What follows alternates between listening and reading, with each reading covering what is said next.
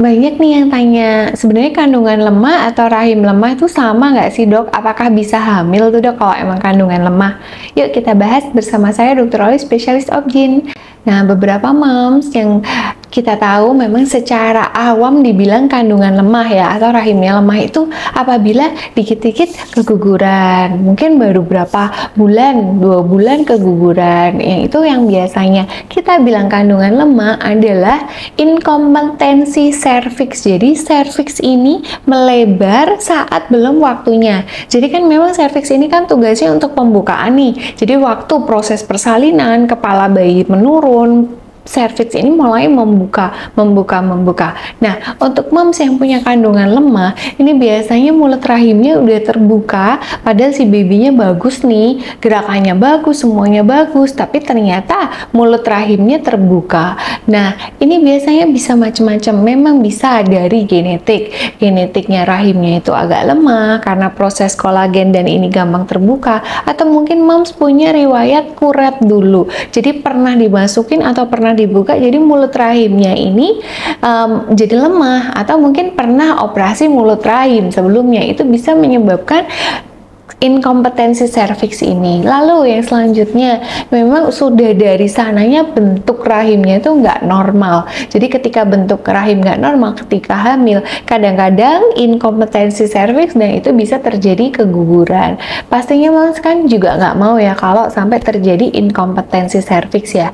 Nah, itu semua kan kita nggak bisa lakukan apa-apa karena udah genetik. Tapi yang kita bisa lakukan adalah menjaga supaya nggak terjadi infeksi. Karena infeksi pun itu bisa menyebabkan pembukaan, jadi mulut rahim lebih cepat terbuka dan terjadinya keguguran.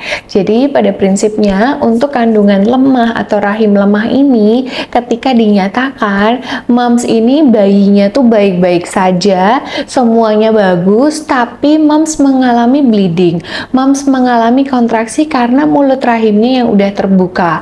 Caranya memang biasanya tetap harus dikonsultasikan ke dokter ya. Boleh dikasih progesteron, micronized buat penguatnya, boleh juga dilakukan sirotcar atau mungkin diikat di mulut rahimnya. Jadi dengan beberapa kondisi kita bisa melakukan preventif supaya kehamilan itu tetap berlangsung, karena kalau enggak itu kasihan banget momsnya mengalami recurrent pregnancy loss.